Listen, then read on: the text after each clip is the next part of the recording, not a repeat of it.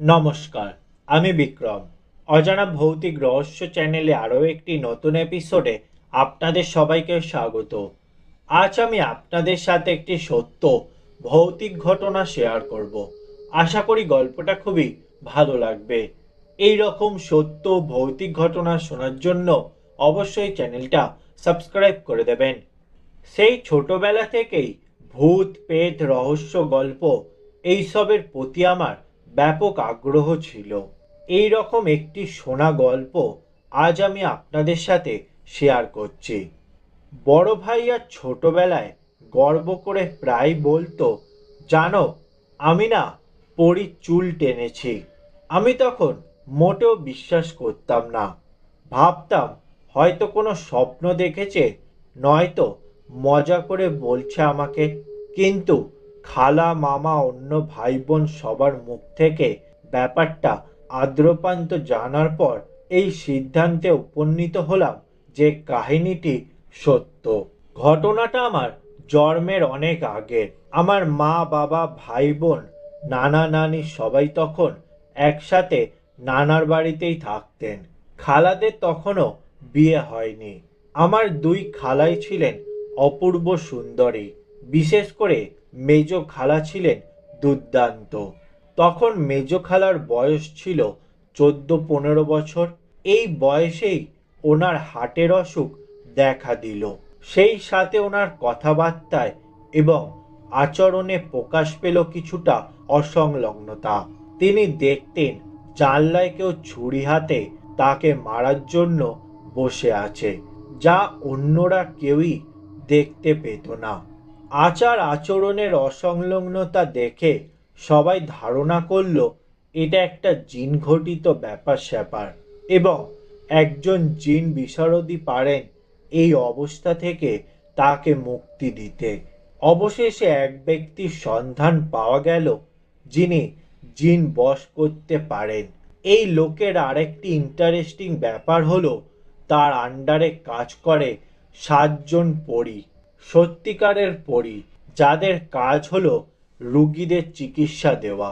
একদিন সেই জিন বিশেষজ্ঞকে দাওয়াত দেওয়া হলো বাড়িতে। বাড়ির সবচেয়ে নির্জন এবং ছোট কামরাটি তার আসনের জন্য বেছে দেওয়া হলো। সেই ঘরে একটি মাত্রই জানলা। জানালার ওই পাশে বিশাল হাতির ঝিল। হু হু করে বাতাস এসে লুটিয়ে পড়ে ঘরময়। এই ঘরে তিনি সেই 7 পরীকে ডাকবেন। তারাই চিকিৎসা যা দেওয়ার দিবে। বাইরে তখন সন্ধ্যা হয়ে গেছে। পর্দা টেনে ঘর পুরোপুরি অন্ধকার করে ফেলা হয়েছে। এমন অন্ধকার যে কিছুই দেখা যায় না আশেপাশে। আগরবাতির ছাই এবং সুগন্ধি ধোঁয়া বাতাসে ভাসছে।